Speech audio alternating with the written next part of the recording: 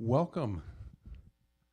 My name is Chase Hale, for those of you who don't know me, or those of you who are streaming from our Salt Lake campus or American Heritage Worldwide campus. I'm the principal of the American Fork campus, and we're gathered here tonight in the North Auditorium for the third installment of this year's Heart and Mind Parenting Series.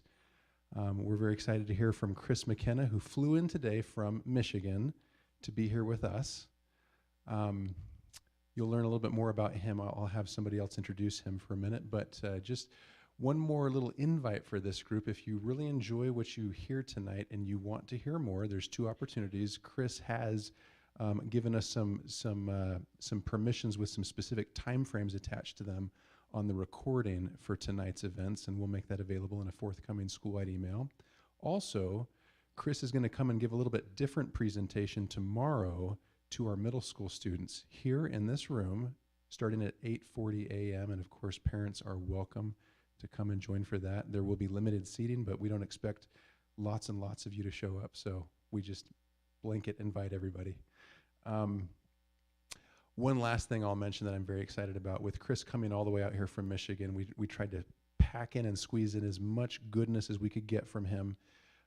In addition to tonight's presentation, as well as tomorrow's presentation to our middle school students, we're also going to get him to pop open the hood with our IT director, our ed tech director, Levi Crockett, tomorrow a little bit. And Chris is going to be just taking a real hard look at some of our policies and protocols institutionally from an IT perspective. And so we're excited to learn from him and get some best practice suggestions based on his expertise.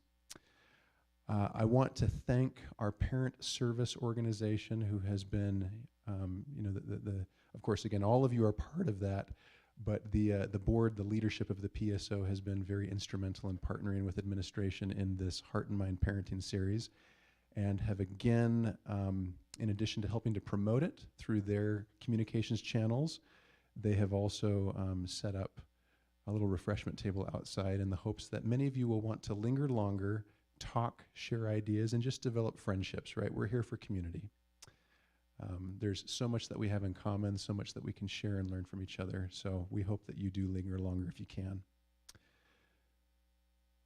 All right. The last thing I'm going to do is just introduce the person who's going to be introducing Chris. Melissa McKay is the one that we have to thank, actually, for bringing Chris here. She's a close friend of his, and she's really the one who kind of brokered this whole relationship, made this all possible. She's been working with Chris for a long time in a host of ways. Melissa is a parent here of present students, as well as some of our alumni, her and her husband, Andy. Very grateful for their many years in our school community. And Melissa is going to take the microphone after our opening prayer, and she's going to just take a few minutes to introduce Chris a little bit better than I can. And then we'll hand the time over to Chris, and we'll go from there. And so we're going to first have an opening prayer from Rebecca Webb, and then we'll hear from Melissa.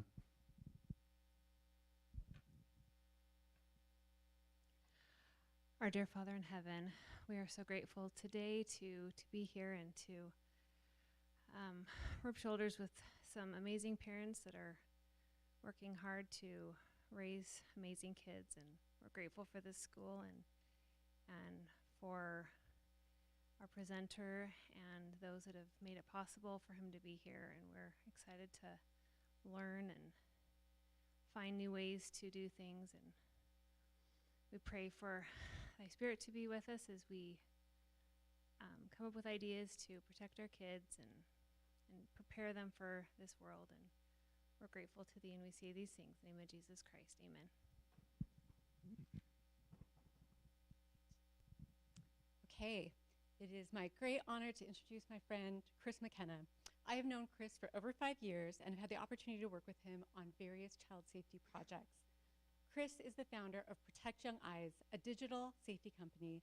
He is also a respected author, creating valuable resources for families and schools. His impactful 2019 testimony before the U.S. Senate played a crucial role in driving the enactment of new online child protection laws, earning him the prestigious Dignity Defense Alert Award. Currently, he serves as an advisor to legislators and global tech companies like Apple. Chris leverages his expertise to influence policies and advocate for child safety improvements in the tech industry. Just yesterday, a bill co-written by Chris and the National Center on Sexual Exploitation passed unanimously in the Utah legislature. This bill, called the Children's Defense Protection Act, ensures that new devices activated by children in the state of Utah will have the porn filter engaged by default. In his personal life,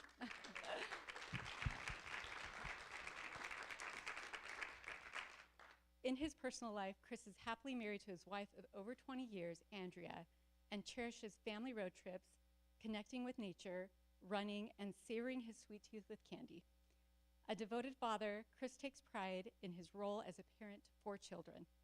Please enjoy an incredible presentation by one of the foremost experts in child exploitation prevention, Chris McKenna. Thank you. It is so great to see you tonight. Thank you so much for joining us. For those that are joining us remotely, this is the beauty of technology, that we get to connect in this way. And I know many of you are connected to us through social media, which we're going to use for good. We'll talk a lot about social media as a medium.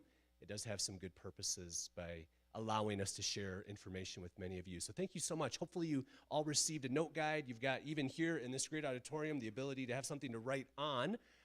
And so you'll be able to do that with us here. But our topic tonight, slow tech versus no tech. I'm sure many of you have felt the tension of technology.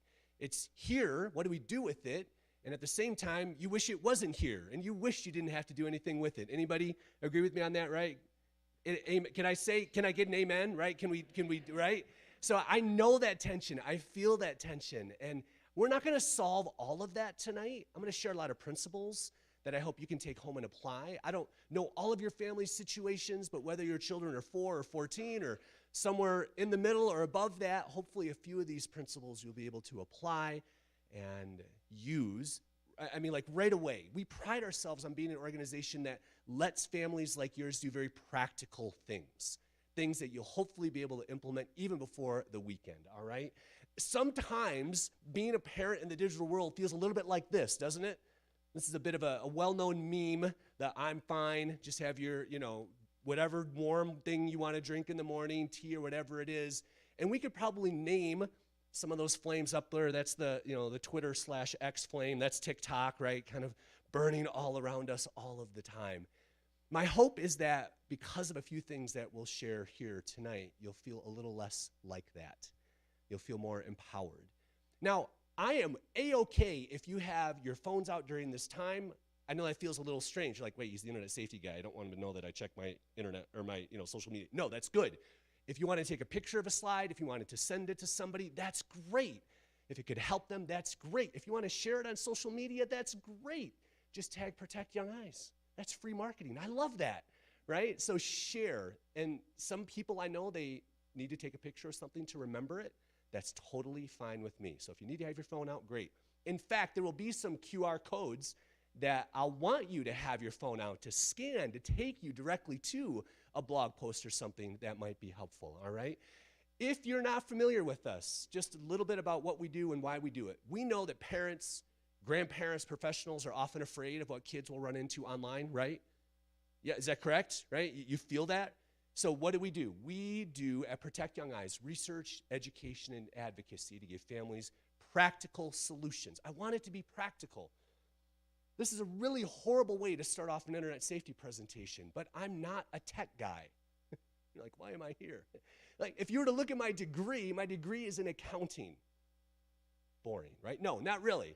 And I went to Ernst & Young for 12 years, and I worked with large businesses, but the Lord then called me into ministry, so I worked with middle schoolers because being a CPA is so much like working in middle school ministry. Not at all. That is the Lord's sense of humor. And then I went to work for a software company, Covenant Eyes, if any of you are aware of Covenant Eyes, an anti-pornography software company. And through that, working with junior high, I watched us put the internet in the pockets of children. So the time that I was in ministry with 6th, 7th, and 8th graders was from 2009 to 2016. And that's when it all happened. And it terrified me that we put it in their pockets. Not because it was something that they were, that they're wrong or bad. It's just that we put something bad in their pockets without really training them, without knowing anything about it, and we just expected them to be okay. And as a man who for years, due to an early childhood exposure to pornography, struggled myself with that issue, it terrified me that we put that in their pockets.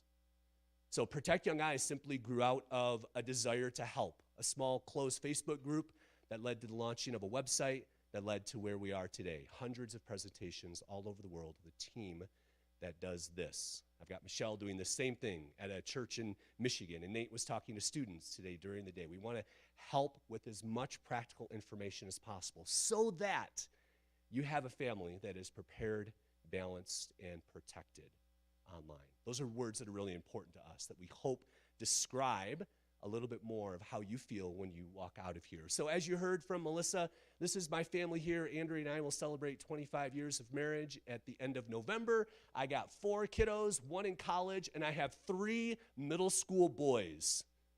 Pray for me as we come to mind, right? Even though I was in middle school ministry, that does not mean I know all of the answers when it comes to raising middle school boys. Because if I could go back to tell middle school ministry Chris, who didn't have any middle schoolers at the time, what it's really like, and that all that advice really doesn't work the way that I shared it, that's what I would tell him, right? It's different. So I have a 6th, a 7th, and an 8th grader. I have a set of twins up there, so believe it or not, my twins are the 2 boys on the end. That is Grant, and that is Cole. Now, adolescence is a really funny thing. This picture, and we're on a little bit of a hill, is only 15 months old. Cole is now taller than my wife as an 8th grader. And very different twins. Grant was born with Down syndrome. His twin Cole was not, right? How many of you are saying to yourself right now, I didn't even know that was possible?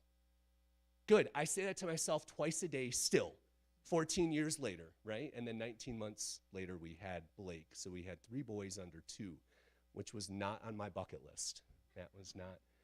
And I always joke, I know that I was alive from 2010 to 2012. I just don't remember any of it. And I was, awake for most of it, so I should have very vivid memories. If you've raised, a lot of young children all at once, you know exactly what I'm talking about. I love to run.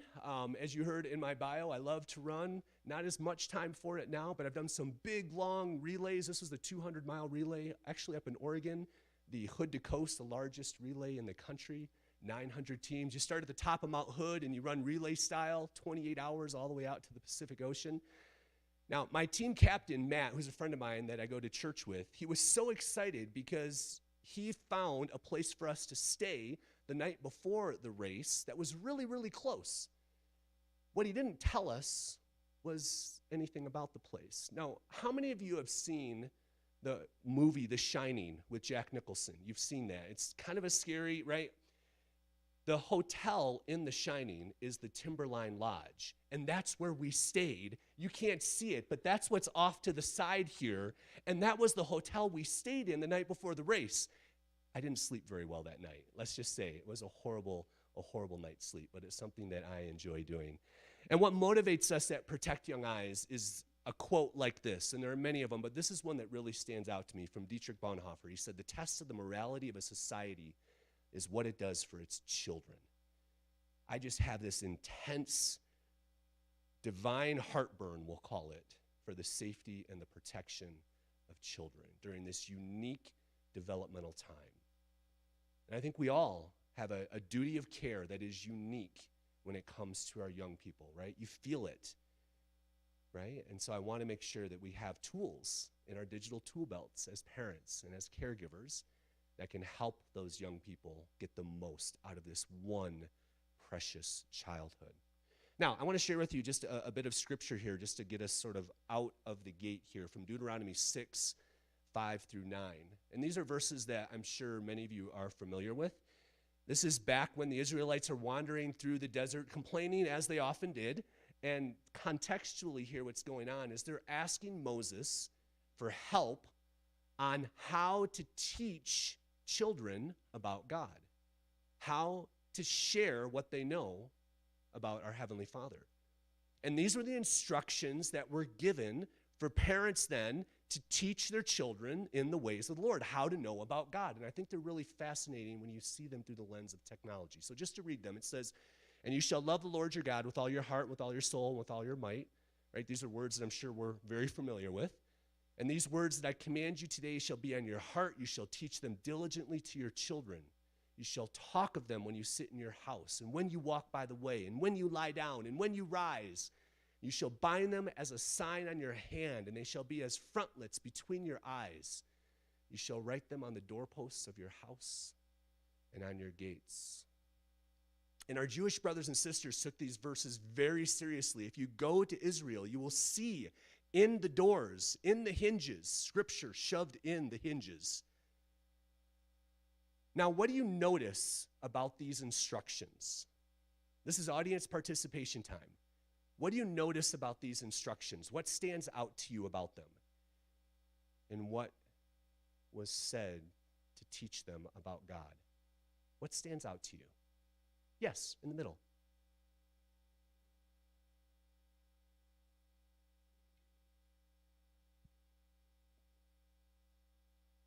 Diligently, right? Right, yeah, to do it. Okay, say what you said at the end there again. All the time. That's the key here, right? Look at the repetition that's going on here. When you sit at home, when you walk by the way, when you lie down, when you rise, bind them as a sign. And yeah, go ahead.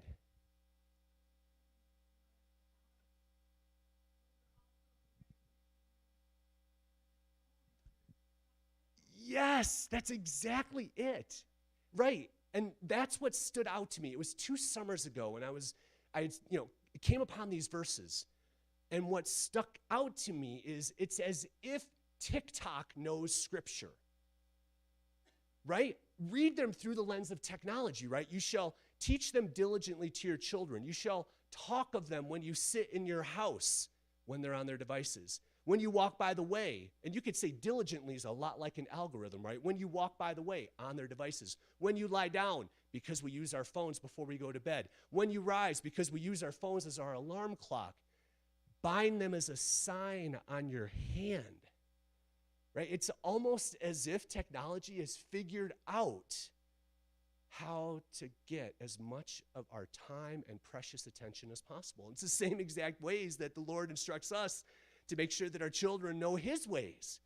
So we have this intense competition that's going on, and they know exactly what they're doing, right? So I just think it's sort of a wake-up call to us. Maybe the tough question to ask is, are you, as caregivers, more diligent than the algorithm? Are you more diligent? Yes. That's right. Right. Rub a little Jesus and you're good, right? It's not. No.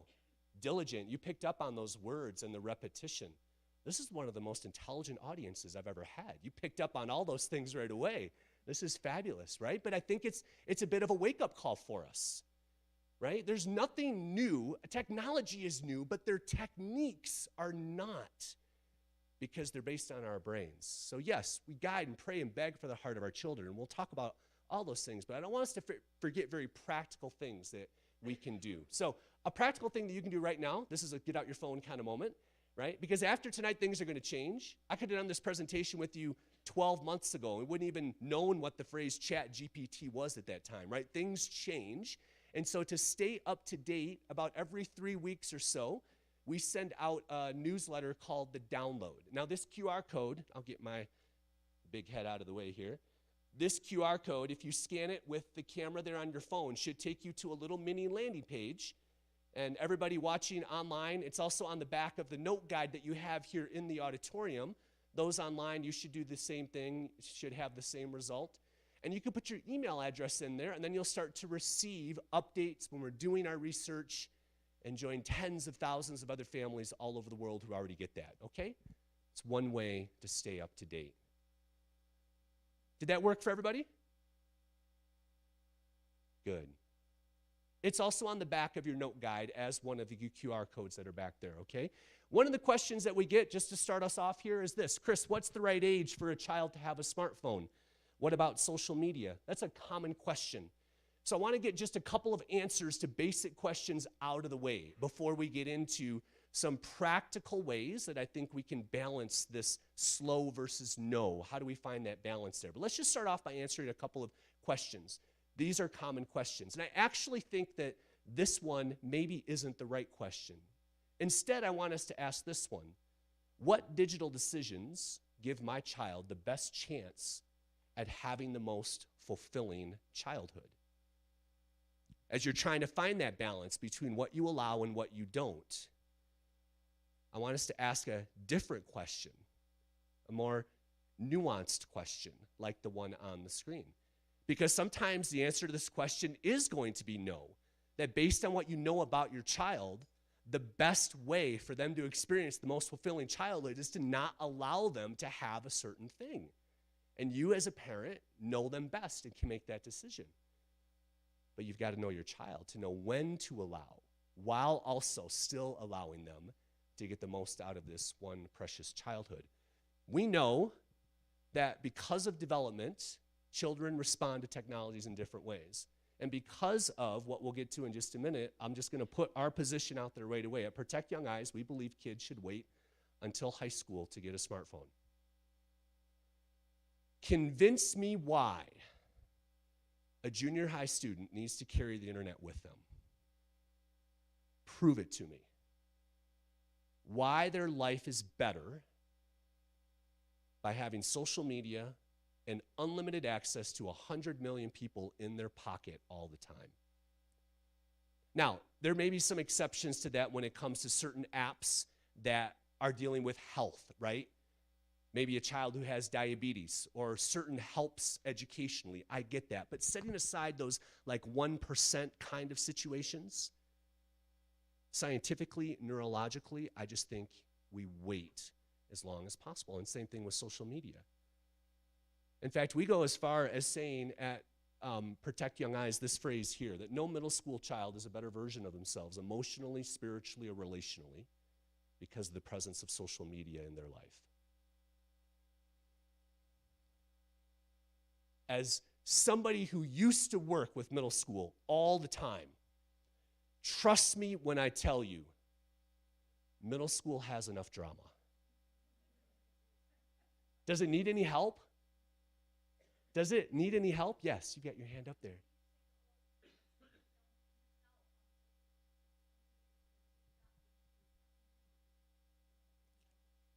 Then I think it's our job. So the question was, for those that are listening online, so Chris, what do you say then in situations where that's the only way that other kids are communicating and you're afraid your kids will miss out if they don't have access to that technology? We'll unpack a little bit of that as we get going, but a couple things that I'll say right off the bat. They're going to be left out of things, but they're also going to be left out of a lot of harm at the same time. I also think that as a society, we need to do a better job as parents getting to know the parents of the kids that are connected to our kids. We don't do that as well anymore. And by doing that, I think you come up with ways of working with those families to say, how are we going to have our kids connected to stuff? How can I also know? Could we agree that because my child doesn't have technology, we're going to text about certain things so that he or she can know? I think it's up to us to dive into that as parents, to find a way, find that tribe of families that you can have that conversation with so that you can find a way to keep him or her in the loop on the things that matter, on the things that matter. Just a couple of ways to think about that, all right? But whether you've said no, slow, or go, I want us to find a spot tonight because some of you are sitting there going, Chris, we've already given access. I'm not here to shame you for that.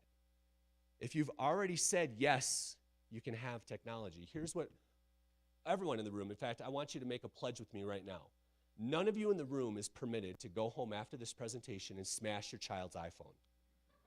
You're not allowed to do that. No matter what you think I say or walk away with, you're not allowed to do that because that doesn't solve anything. That actually chases them toward the very thing that you're trying to prevent, and they become a little digital ninja, and they're really good, okay?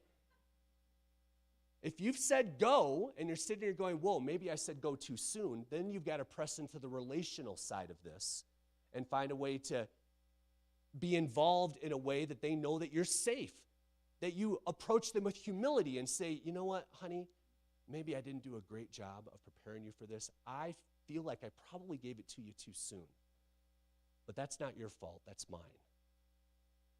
And I just want you to know that no matter what happens on this thing, whatever makes you uncomfortable, anything at all, that you can always land safely with me. I want to find a way to be involved in this thing, and we're going to do this together. There's some things I wish I could go back and redo, but I can't. And because I can't, I want to jump in and do this with you, because what kind of parent would I be based on what I know about what this thing can do to both you and adults, all of us? What kind of parent would I be if I didn't get a little more involved? That's the relational side of this. Now, for those who have said, no, we're slow, know that you're okay, that you're not the only one. No matter what your child is telling you, that you're the only worst parent who's not giving them access to things, that is not true. There are others here at American Heritage that I know feel the exact same way that you do. So to help us find this balance between what is yes and what is no, I want us to think about technology through these 5 core values. These are things that you're going to see in your note guide there. We're going to unpack each of these in a little more detail. But these are things that, as we have talked to tens of thousands of families just like yours, these are the things that work in families that have kids who learn how to use technology in good and positive ways. These are the things that work. They model the right behaviors, they pursue authentic connection, they delay addictive technologies, they diligently prevent harm, and they advocate for change. Those are the things that we see happening over and over and over again, right? So let's start with number 1, model the right behaviors. Would you want your children to use their technology just like you? Where you use it, how you use it, and what you use it for. You don't need to answer that. You don't need to raise your hand. I want you to think about it, though. It starts with us as the adults in their life, because when you look at the different screen time studies that are out there, whether it's from the World Health Organization or pediatric societies, they all have 3 things in common. Number 1, they say almost no sedentary screen time for young humans. Number 2, they say whatever amount of screen time children you're getting right now, less is always better. There isn't a study that says that taking away screen time hurts them, right? Like, in other words, a lower number is always going to be a better spot for them. And the third thing, which is why it's in this section, is that how the adults in their life use technology is how they learn how to use technology. We show them the way. Now, I know many of you are familiar with this guy, a friend of mine who sadly passed away way too soon back in 2020. Colin used to say this: showing your kids you love them is 2% effort, 98% putting down your phone. Right? That's us. That's us. We have to lead the way. There's a woman who works with children who have struggles in elementary school reading and writing. She's a therapist, interventionist, and she characterizes adult, especially parental screen time, as the new secondhand smoke because of how it interrupts relationships between parents and children. There's a lot more going on than just peekaboo or interaction than just peekaboo. When you're talking to a child, wherever you are, interacting with them face to face, you are teaching them very important developmental things: how to read a smile, how to interact with other human beings, how to look somebody in the eye. And when we're constantly interrupting that, when we're with them at the playground or with them in different places, we're actually robbing them of development. That's her hypothesis. I think it's pretty powerful and compelling. So I want to share some real practical things that we can do in this core value of modeling the right behaviors. Number 1, post with permission. What do I mean by that? When you take a picture of your child, do you ask them whether or not you have their permission to post it? We tend to take a lot of pictures of our children and share them with a lot of people who we only kind of know. And I want our children from a very young age to appreciate the significance of digital photos.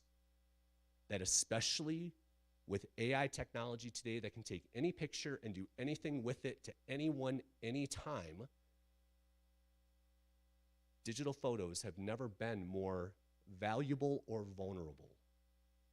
And I want our children to appreciate that from a very young age. And the advice that I give families today is share as few photos as possible with as few people as possible, given where we are today with AI. I've had numerous churches and organizations call me and ask me whether or not they should make their accounts private because they're concerned about photos of children being shared publicly and what that could mean with the surgence of AI technology. We all saw what happened with Taylor Swift and her photos on X, right? So it's a risk decision that I think both parents and professionals need to ask, especially when it comes to photos of your children. For those of you who follow me on social media, you've probably noticed I don't post a lot of photos of my kids. And it's always sort of been my philosophy to kind of keep my family sort of in the background. That's the way that they want it. But now more than ever, that's the way that I feel. Real practical. Number 2, do tech together. I want us shoulder to shoulder with our children in public places doing technology as much as possible. Now, this is a bit of an extreme example, but this is my son Blake playing the Switch, and he wanted to play. Did anybody go through that work at home phase where your office was a recliner in the corner of your bedroom with TV trays? Anybody go through that phase? That's me up on the screen there before I had a home office like I have now. And Blake wanted to play the Switch, and I wanted him to be with me, but I had a Zoom call, so he decided just to jump in the chair, and this is knees in my ribs while Dad's working, Blake playing the Switch. I want us to do technology together as often as possible. I want our kids from a very young age and all the way through into high school to know that whenever possible, technology is always better when it's a we activity and not just a me activity. Because one-on-one with technology, whether you are 4, 14, or 40, you eventually lose that battle. And I want our kids to do it with us. Now, I don't know what was going on this particular day. I must have been really stressed. Remember that sweet tooth? I didn't need just one piece of chocolate. I needed the whole package. Like, I don't even remember why. Andrea took this picture, and I looked at it later. I'm like, wow, that's bad. Like, whatever was happening on that Zoom call meant a lot of chocolate, I guess. A lot of chocolate. But I want us to do tech together. I want us shoulder to shoulder. I don't know why young kids like watching other young kids unwrap toys on YouTube. I think it's mind-numbing. But if that's what your kid's into, you are too. I kind of joke that as a dad of middle schoolers who are really active and really into a lot of stuff, that I'm in the phase of fatherhood where I have to pretend to be interested in a lot of things I really don't like. Pokemon, yay! Oh my gosh, right? But I want us, especially with the things that you're curious about, the things they like to watch on YouTube. A YouTube watch history is a fascinating insight into the heart of your child. Because the algorithm might teach you something about your child's curiosities or questions that you didn't know based on what they've watched and then based on what it decides to show them because of what they've watched. So do it with them, okay? Another way that we do tech together in the McKenna house is me, Andrea, and Lauren, my oldest. We all share the same 6-digit passcode on our iPhones. And it's been that way since Lauren was 15 and got her first iPhone. We've all shared the same passcode. That transparency is really important to me. And you know what? My sons know my passcode too. Not Grant, he can't remember anything. But Cole and Blake, they both know my passcode. Now, that doesn't mean they can just pick up Dad's phone and use it whenever they want. It's my phone. But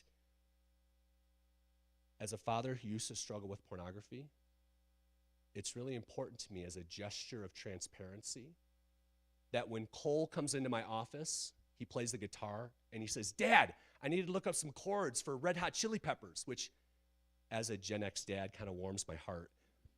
And I can hand him my phone, and I have nothing to hide. From dad to a 14-year-old son, that's a really important gesture to me, that he can type in the code, and he can look up those chords.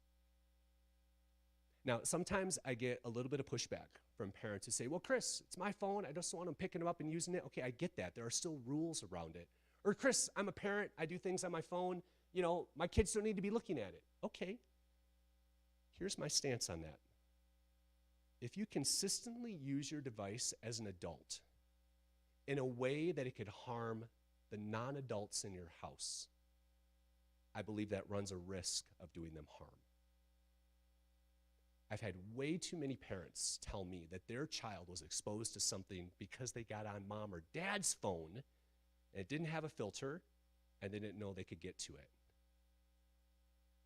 Right? So my stance when it comes to internet-connected devices in a house is always think through the lens of the most vulnerable human in the house and assume that at some point they could get their hands on it, and if that were true, what would happen? I want us to be careful, right? Real practical ways that we can do tech together. And the last one here is announce your intentions. Narrate how you use your technology. I got busted on this one last week. I've been really busy with hearings and things. I've got to find states to pass this legislation who aren't on mountain time 2 hours later than me so that I'm not on the phone so much at night in hearings and other things. And what had happened was Andrea came to me and she said, it seems like you've been working a lot more recently at night. And the boys noticed that.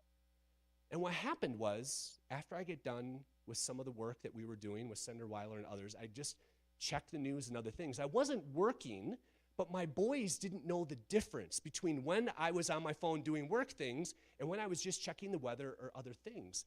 And I had forgotten this practice, and that is to, when I was done with work, to say, hey guys, I just want to check the news, I want to check the weather, check a couple of things, and then I'll get right back to you. Letting them know the difference, letting them know that there are times where technology can be used for good, but then holding myself accountable to putting it down when I'm done. And by telling them what I'm doing, they will hold me accountable to putting it down when I'm done too. So announce what you're doing, especially when your kids are around you when you're on your phone. Make sense? Yes.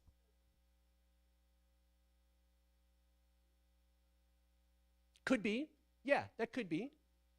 It's mostly as an adult gesture in this of modeling the right behaviors, because if I'm with my boys, let's say we're out for a walk out of the park or something, and I've got to take a call, or I've got to check some texts, it's really easy after that to then go check social media and check other things. But if I say to them, hey Cole, I've got to take a call and I've got to respond to this email, I'll be back to you in 5 minutes, you know what he's doing at 5 minutes?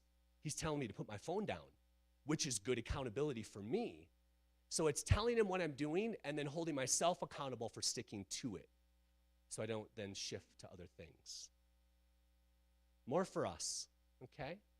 More for us. All right, let's check the next one here. Pursue authentic connection. How well do you know the heart of your child? Remember, you can't outsmart them with parental controls, but if you capture their heart, they won't have to. This is value number 2. We have found that in homes, I'm going to pass by this to get to, just to keep us moving along here. In homes where digital trust is high, digital friction is low. I think I said this in the video that was passed around ahead of time. Now you might be asking yourself, Chris, how do I build digital trust? That's a really important question. I think it comes down to something really simple. Don't freak out.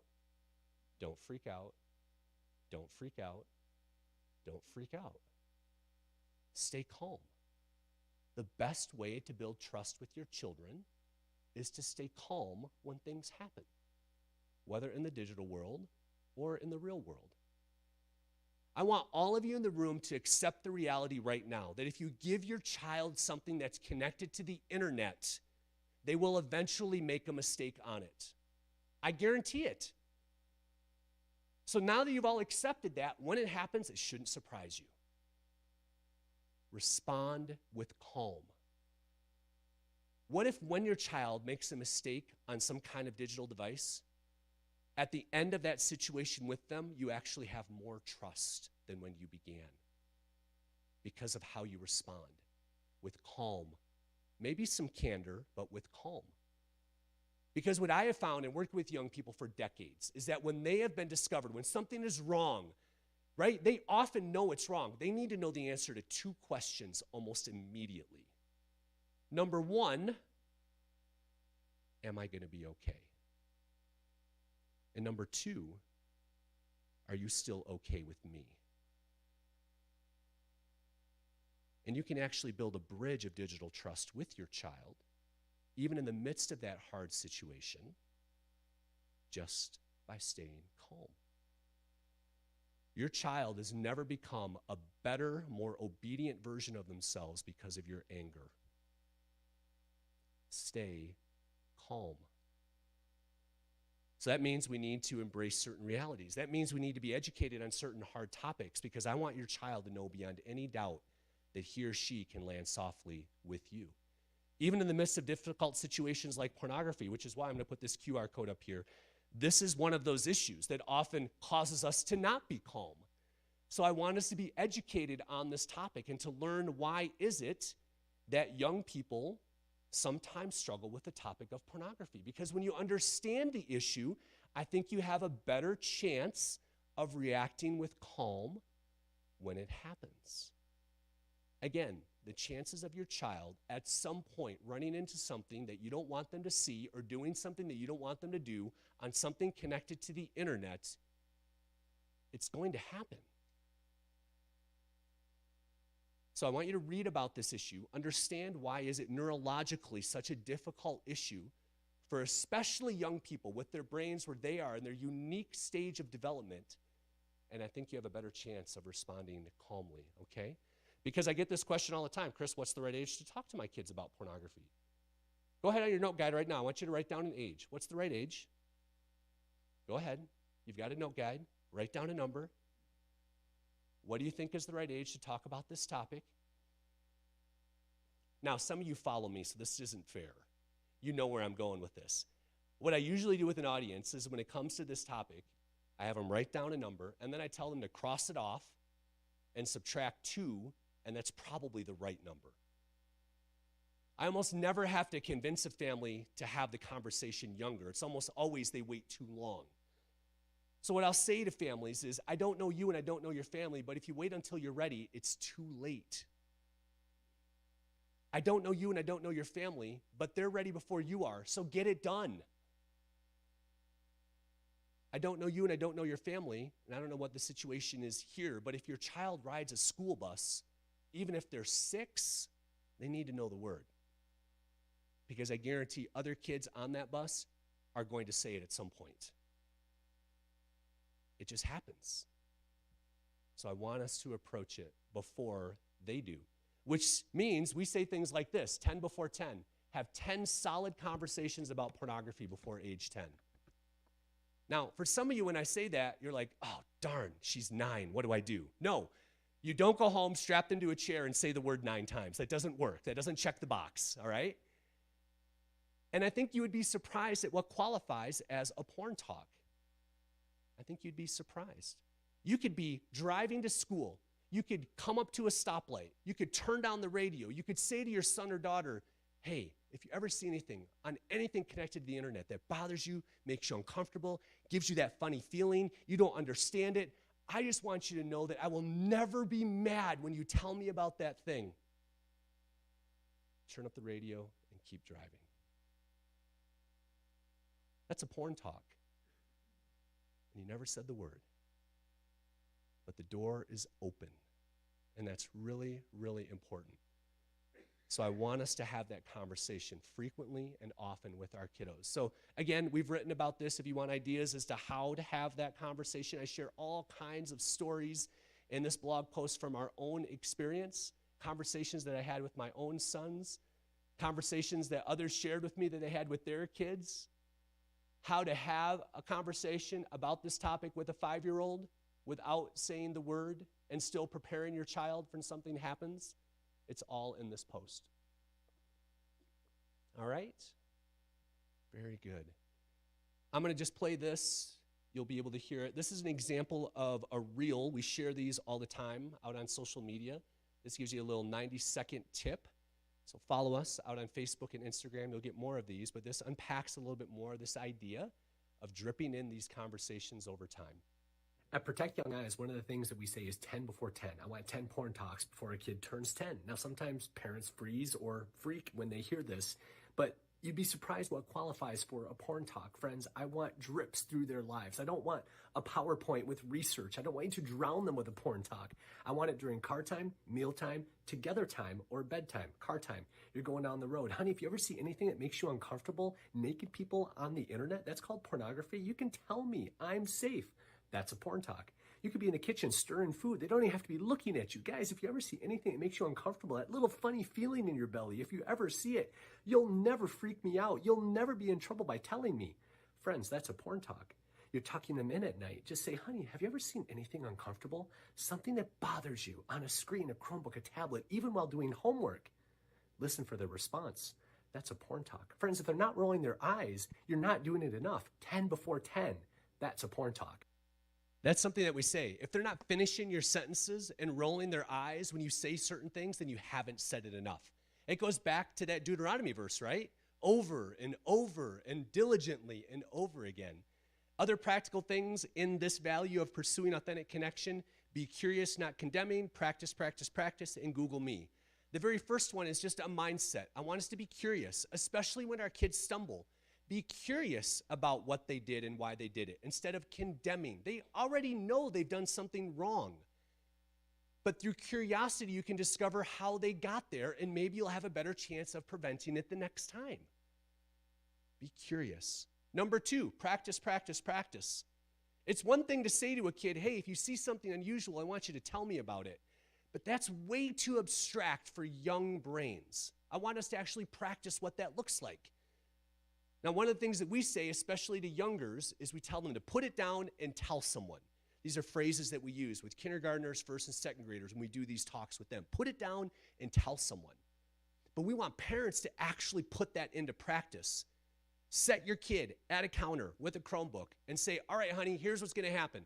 I want you to pretend that you've seen something you shouldn't. I'm going to go upstairs in my bedroom. I'm going to close the door. And I'm going to say, go. And when that happens, I want you to put down the Chromebook, grab it, walk up the steps, knock on the door, and say out loud, Mom, Dad, I saw something I shouldn't have seen. I want to talk about it. Actually practice it. Because if you don't make it tangible, in that moment, they won't know exactly what to do. They'll be like, oh, wait, is this the right time now? Wait, I don't want to bother Mom or Dad.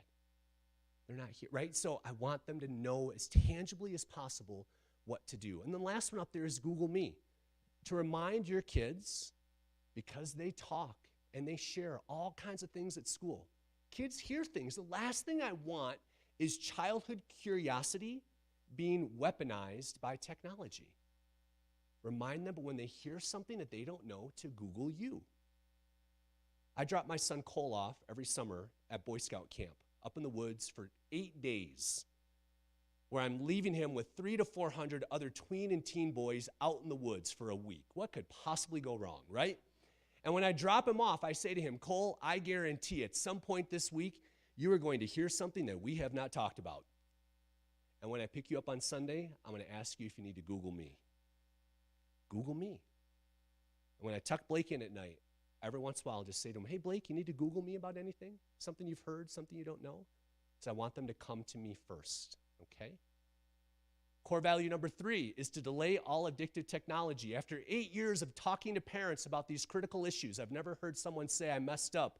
I gave my kid Snapchat too late.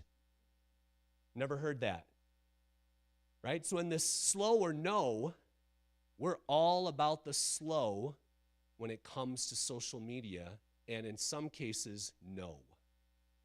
Depending on the kid, in some cases, no.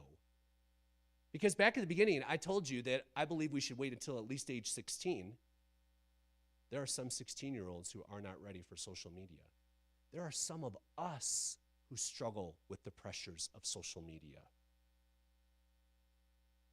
right?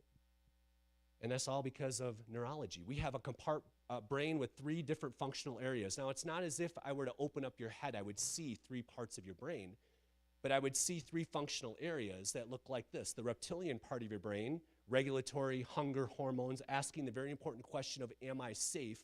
That's what's active from the very beginning, right? As a baby, all those things are going on. And then during adolescence, the brain develops all the way around the back first and then towards the front. The limbic part of your brain, which is more mammalian in nature, is where emotions and fear and stress and anxiety are asking a very different question of, am I loved? It's looking for connection. This is why teens are so bent on relationships and friends and being connected to others, because this is the part of the brain that is so on fire. And then the final part of development, now it's there, it's just not fully plugged in, is the neocortex. Not until their mid-20s. So if you've ever said to a young person who has done something, what were you thinking? Now you know they weren't. And it's not their fault. Because you know what? You weren't either. And you can see very easily in a brain that is so bent on connection and belonging and status, why certain parts of social media can be so toxic to some of those brains. Because they don't judge risk the same way that you do. This is why young people jump off of things that you only take pictures of. because they don't judge risk. And I love that. I love that go get it curiosity, that all speed, all go and no slow, that is often characteristics of a teenager. But you can also see how Snapchat and DMs and other features in technology can weaponize that, right? So I want us to be very, very careful. Just to show how this all works together, when the reptilian part of your brain says you're hungry, you're actually meaner to the people around you. Do you know anybody who gets hangry? Is he sitting next to you? Maybe, I don't know, right? So we have an integrated brain, but you can also see where other features, like Snapchat and others, could take that limbic part and totally use it against a child who wants to belong. Now, as a young person, young people go through different layers of being known, starting from the very, very beginning when they're born, right, their body, and then it moves through emotions and language and identity. And this is a really important thing to understand. When you're first born as a baby, and this just helps us understand why certain technologies do what they do, and maybe informs you a little bit more in trying to answer this question of should my child have certain things. But we have to understand this arc of identity first. And it first starts off with our body. A baby primarily expresses herself through her body. And when she's upset, her parents soothe her with their own body, cuddles and rocking and bouncing and patting her on the back. In other words, the very first version of our identity is through our body. It's all we've got, and it's looking for stability from the outside world. And next, we have our emotions. Have you ever been in the room when a young person smiles for the first time? Even mean people smile back at babies. Developmentally, they need to know that a smile matters, and that's the part of us that comes online next. After that, we have our language. We learn how to speak, and we shower our children with language. Even though they don't understand most of what we say, we know that they need that, and so that's what we do. That's their identity, is their language. It's a bit like a fingerprint. And then finally, questions about where do I belong? Who am I? And what's my purpose? Now, years ago, there were only a few voices that were trying to answer these questions, at least for me. Maybe the same was true for you. And there were mostly people that loved you. They looked like this. It was family, friends, church, and MTV. That was about it in terms of the influence. When I was asking big questions about my life, and you compare that to what young people have today, this is their childhood. So many mirrors reflecting back answers to them, and it's just way too much. Of course some are confused. Of course some are anxious. We've put 10,000 mirrors with 10,000 thoughts and voices and opinions and distorted ideas in front of them. Too many mirrors and too many choices. So we've got to ask ourselves for each one of our children what digital spaces they can handle. It might be 16 for some. It might be 14 for another. It might be graduation for others, just based on their unique wiring, okay? For some, it's too much too soon. Because remember this, for all of its complexity, the brain operates according to a very simple principle. Whatever we feed our precious brains are what they learn to love, especially before age 16, which is why at Protect Young Eyes, we say delay is the way. Now you understand why we're a very slow tech company. Right kid, right tech at the right time. And for some, it's okay to say no as long as you can because of where they are in their development, okay? All right, that's why. So a couple of ways that we can practically implement delaying addictive technology, understand where they are in terms of their screen time and what it's doing to them, is to interrupt your kid. I'm gonna let this video. I love interrupting my kids. How rude, right? But when it comes to their technology, I love to interrupt them. I want to do that so I can check whether or not they're hooked on their stuff. And they've known for a very long time that whenever dad asks you to put something down, that's when you do it. And they know the reward from that is that most of the time when they want to play something, video game, whatever it is, most of the time the answer is yes, if they've proven that they're now hooked on it. That looks like this. A few weeks back, Blake was right in the middle of a Super Smash Brothers game, which is like a 3-minute match on the Switch. I was in the kitchen. I said, Blake, dude, I need you to pause the game and I need you to come and help me empty the dishwasher. And you know what he did? He paused it and he put it down. And I said, Blake, good job. That's exactly what I was hoping you would do. Now, as a reward, you don't need to help me. I'm going to do it. And he was like, awesome. Go ahead and keep playing. because through training, he knows that if he listens to when dad needs him to put it down, whether it's to help or just because I think they've had too much time, if they listen to that, then they know that most of the time when they want to play something, the answer to that question is yes, because they've proven to me that the game doesn't control them. And they also know the consequence from that. If they get mad when I take it away, whatever they're playing is gone for at least a day. I want my sons to figure out how to manage themselves and their neurological responses when it comes to screens. Interrupt your kids. Other ways is even if you've said no, teach them as if you've said yes. If you've said no to certain technologies, if you've said no to TikTok, understand that they still have access to TikTok. So you need to teach them about it. You can control your own home and your own home network, which I hope you do, but they're going to be connected to friends then who maybe have access to different things. You've still got to teach them the way. So these are some ways just to balance and to find that balance between no and slow and to know whether or not your kids are being impacted negatively. All right, finally, actually, second to last one here, diligently prevent harm. We're going to spend most of the time that we have left here in this one here, and this pertains to that triangle that you've got there in your note guide, these 5 layers of practical protection that we're going to wrap around kids so you can find some of that balance in your home. Because most of our technologies are exploitive out of the box, so we have to wrap them in multiple layers. Of course, we're praying for our children, right? Wrapping them in that layer of divine protection, but if we forget practical things, I think we're still going to have trouble. In other words, you can't just pray porn out of your house. You've still got to have some practical things in place in order to prevent the problems, right? Very practical things. And it starts at the bottom with relationship. While you didn't even maybe realize it, we've already started. The core values start with relationship, to model the right behaviors and pursue authentic connection. But then we build on top of that with some very practical things. The Wi-Fi layer. Your router is the most important digital device in your house. Did you know that? What allows the internet signal into your home is critical.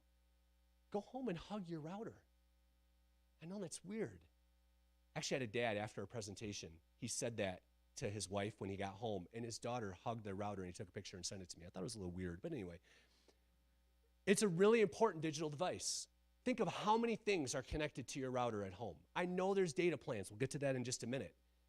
But the Chromebook, the tablet, the smart TV, which is really just a big smartphone hanging on the wall these days, right? All of these things depend on your router. And it can prevent the filth from entering your house in the first place. Now, for some of you, you haven't thought about your router from the day the internet service provider put it into your home, and you really don't understand it. Anybody with me on that? Okay, good, honest, right there. But I want you to understand it. So in the back of your note guide and here on the screen is another one of these codes. This is the ultimate guide to understanding routers. And I really want you to understand your router. I want you to do this very practical thing and to get this right, especially with your younger children. It can help you because if you've said no to certain technologies, your router can help make sure that that's what is obeyed. Maybe you're in a house where technology isn't allowed to be used at night and you take certain devices away. We have a problem in America especially that we never throw away any of our old Apple products and the boxes. Am I right? Now that old iPhone 6 that you still got laying around your house that doesn't have a SIM card, guess what? It still works on your router. It still works on Wi-Fi. So if you've said no to certain things, or if you've said no to when you can use certain technologies, but you don't have control over your Wi-Fi signal, then you could still have problems. You've got to have control. I get a notification every time, even somebody who knows my Wi-Fi password, because my son just had a sleepover. He invited his 14-year-old friends over. One of them brought an Xbox. He gave him the password to connect his Xbox to our router. I got a notification from the Griffin router telling me that a new IP address that it did not recognize was trying to use our router, even though it was using the right password, and I had to let it in. I could right now on the Griffin app control the smart TV in the living room in my home back in Caledonia, Michigan. But I promised Andrea I wouldn't do that during my presentations anymore. She's like, you left me with the kids and you're messing with the TV. I won't do that anymore. But I have that kind of discrete control over my home network. It's so, so important, especially with younger children, but also with older children when you want them to not be using technology during certain times. Does it make sense? So, so important. So this is what we use. This is what I use in my house. It's what I highly recommend. Now I'm going to recommend a couple of practical solutions here in these layers as we wrap things up. And there are 3 things that are true about all of the solutions that I'm going to recommend. Number 1, I've met them in person. I have physically sat down and I've met with the CEO and the leadership of the organization. Number 2, they have a mission just like we do. They agree with us. We have a mission that they love. And number 3, whatever they're offering, I've practiced it on my own guinea pig children. And it's good for my kids and it's also good for yours, okay? So Griffin is what we recommend. And at the device layer, right, you're familiar, Gab is right down the road here. Love them, they're a great company. I've been with Gab from the beginning, a child-safe device. Bark also has a fabulous phone. Earlier when I said I don't want kids carrying around iPhones and smart devices, but we still want talk, text, and GPS, I get that. These are devices that let them do that. So that you can take a stepped approach. From no, slow to go, you can take a stepped approach by starting them with something that was actually designed with children in mind before you give them a supercomputer, which wasn't designed with them in mind at all. And just in case you're wondering, there are no parental controls that work on an iPhone. I know that's disheartening, and that's not the parental control company's fault. That's Apple's fault. They've made a device that makes it impossible to monitor. And even their own controls, well, right now they're pretty bad, right? There are ways you can lock some things in, but it's a little buggy right now. This is why we're so big on devices actually made for kids, like Gab and like Bark, okay? There's QR codes for these on the back. You can find those there. Software that we know works really well. When you do finally give them a device, like an Android or like an iPhone, there is software that we do recommend that can see some things. I've used Covenant Eyes for years as a way to not only get rid of my own porn issues years ago, but also just to keep me accountable. And I want my kids to know that Covenant Eyes is a big part of my life. I want them to know that accountability matters for dad too. Great software. Bark has its own software, not only their own phone, but their own software that you can load onto devices that you own. And then there is the hourglass up there, that's Apple's screen time. And then the kite up there is Family Link that comes with all Android devices. Now, in our website, if you go to protectyoungeyes.com and go to the device section, you will see all of these guides that are here to help you in setting up all of the different ones that you might have. Google Home, Kindle, Nintendo, VR goggles, whatever you want, because I know it can be confusing. Location, real simple. We don't use technology in certain places. Buses, grandparents' houses, sorry, grandmas and grandpas, your house is often a weak spot. Now you can get a Griffin router and change all of that, okay? Or you can get it for your parents. But these are spots where technology is often not used quite as well. We don't want technology used really in bedrooms much at all. We talk about, I'm gonna go past that in just a minute. I wanna go to this here, the toxic trio, because whether you're 4, 14, or 40, we tend to make better digital choices when we avoid the toxic trio. Bedrooms, boredom, and darkness can be toxic when it comes to technology. So I want us to be really careful when it comes to where technology is used. And that means we model the right behaviors there too. If we've told them they can't have their devices in their bedrooms at night, then you have to have something other than Candy Crush that you do at night too. Okay? Something else. And on the top here are apps. Apps do, like Snapchat and Instagram, they do have some controls, but we depend on them the least because, let's just say, Instagram's idea of community guidelines may not always agree with what you think is appropriate. I'm just saying. They have controls and we use them, but it's at the top of the pyramid because we depend on them the least. Okay? These are the 5 layers of digital protection. Now I'm going to jump ahead a little bit just to get to a really important topic before we finish things off. You know, I mentioned deepfake and AI technology. It's a topic that I just want to drop in here when it comes to these layers of protection because it's a topic that is really hard to control. I'm going to put this QR code up here after this, but can you tell the difference? Like, these are all fake AI video accounts on TikTok of movie stars. But you can't really tell the difference. This is how good this technology is getting today. Now, there are some things that you can do. I'm going to put this QR code up here for this one. We've come up with 15 ways. This isn't anywhere in your note guide. This is brand new, that you can try to wrap some protection around your kids when it comes to this issue of deep fakes and AI. It's a issue that we all need to take very, very seriously. And it doesn't fit super nicely into my pyramid, so I've got to talk about it here separately, all right? And then the last part here, I'm going to go to skip all the way to this one here, advocate for change. The very last of our values here, right? This is how Melissa and I got connected, was by advocating for changes. We know that our laws are slow and behind, so we've got to do a lot to try to get change made. I'm so glad to hear about some of the technology policies that are already in place here at American Heritage. I'm excited to unpack those a little bit more. We need to make sure that school-issued devices are protected. So no matter where your children are, we're advocating that the digital spaces where they're spending time are safe and protected, here at school and at home and in other places. And this is why at my organization we're now working so hard to try to get some of the laws passed that will do certain common sense things. When a device knows it's being activated by a kid, it should activate the filter. Seems really simple. That should be the case everywhere. And if those are things that you're interested in, I would love for you to jump on board too. If you have this desire to help with some of these initiatives, to get maybe a little involved in certain laws and legislation, stay connected to us. We'll let you know when we need calls and emails sent, and you can do some of that for us too. I need a lot of motivated parents to help with some of that. I'd love to multiply Melissa times 100. We'd get a whole lot more done. It would be awesome, okay? But if that's something that's of interest to you, we need your help. We need your help contacting legislators, senators, and representatives when these ideas come up, okay?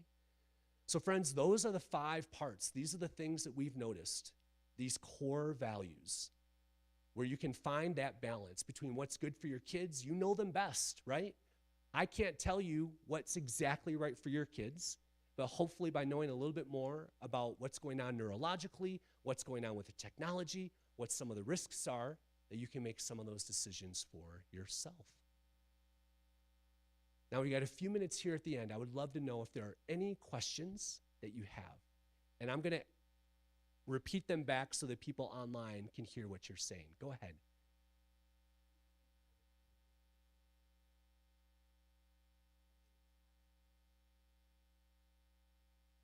Yeah.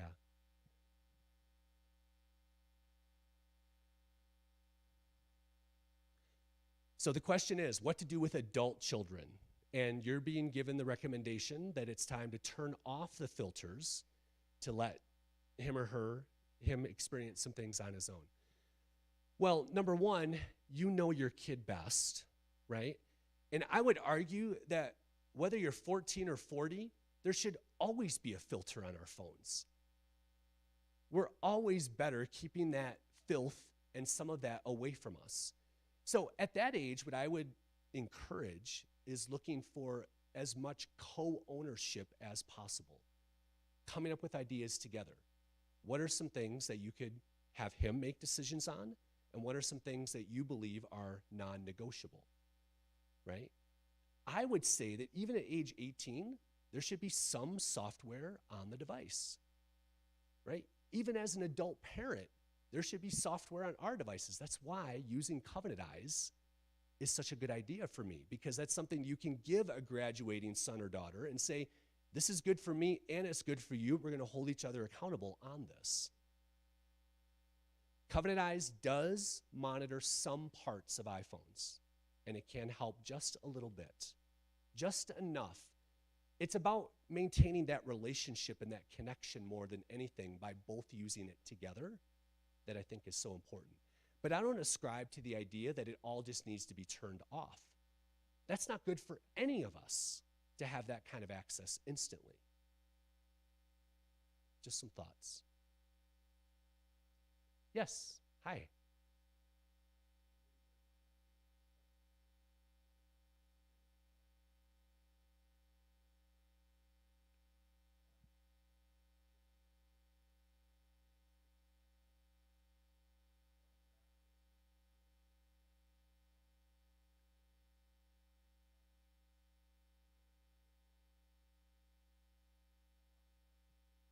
Sure. So the question being not just on the content, but also on the privacy side.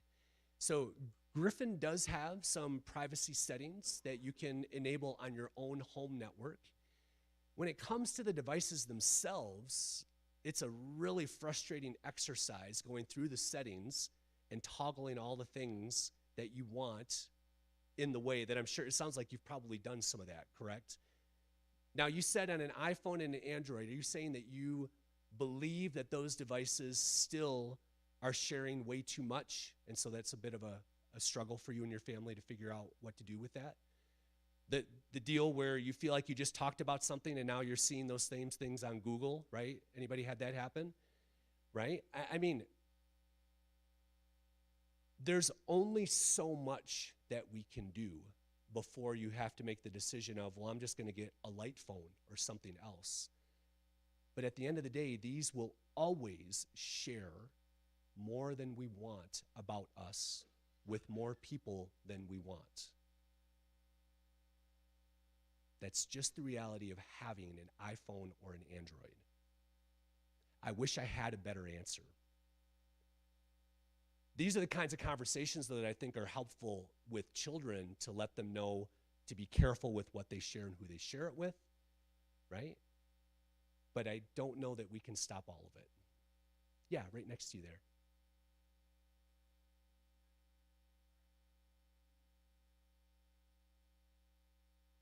For adults or for, so light phone is one that I would recommend.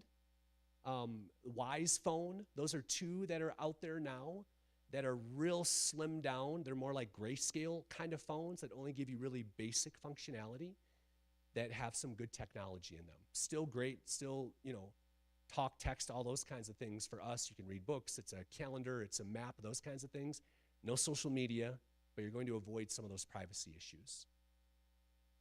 Now, it's a bit of a drastic step. You have to choose to almost like educate all around you that you're not going to have access to certain things, but that's the trade-off, and for some, that's worth it. Yeah. Question? Yes.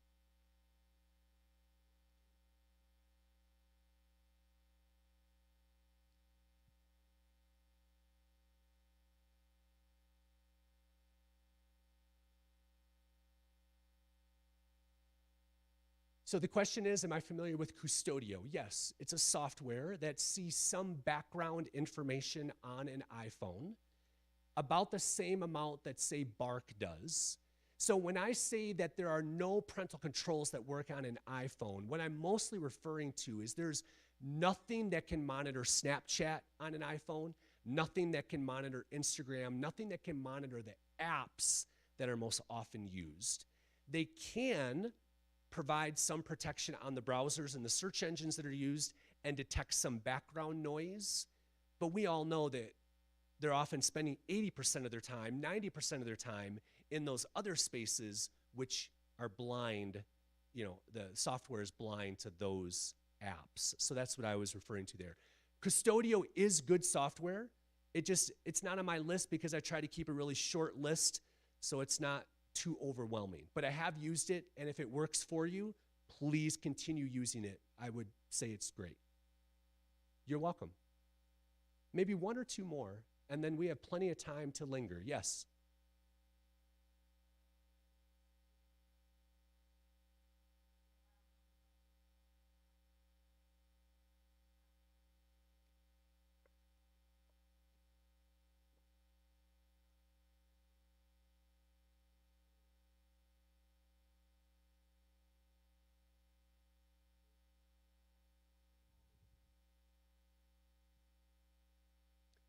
So the question is, we leave our son alone, and when he's alone, we give him permission to watch certain things on certain apps. So I guess it depends on, his age, his behavior, and any issues that you've had, and the kind of conversations that you've had, right? If you have no indication that he's doing anything badly on them, I just want him to know that you're involved in them. Do I have my boys, when I leave them, does Blake still watch some YouTube when I'm gone? Yeah. But it's connected to our router. I can see everything that he's watched, and he knows that. And I remind him of that, right? So it deters some behavior. So yes, not an absolute never, but making sure that when they are solo with technology, they still know that you're involved, and they still know that, hey, did you see anything that bothered you and you can come to me? That relational part is still very much in play, okay? And you had a second question?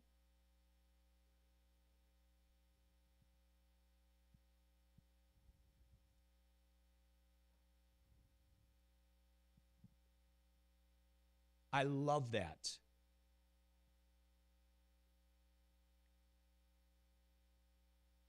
No, I think that's I think that's perfectly fine.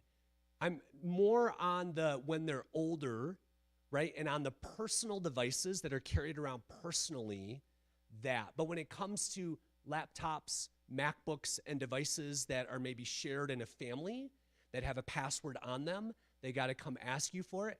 I love that because what that does is it provides a relational way to then be curious about what they're watching. Yeah, of course you can watch it. What are you going to do on it?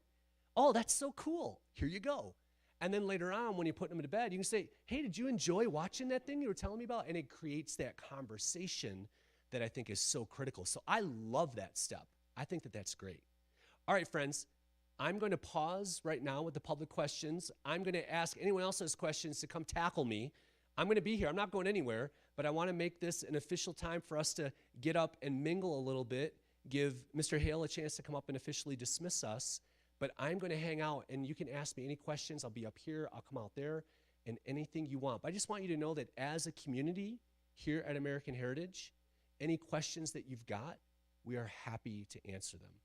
We want to stay in front of these issues. We want to help families one-on-one. We've got a lot of ways that we can do that through our website. We've got a private community now that we've created where you can ask questions like this. But just know you are not alone, and that any question you could ask, there's something that we can point you toward, I'm sure, to give you some relief, and we want to be that for you, okay?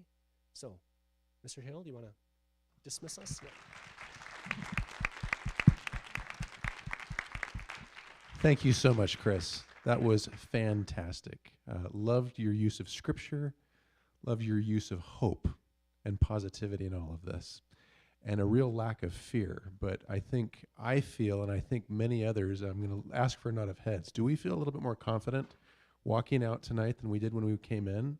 I know I do. So thank you. Let's give Chris one more round of applause.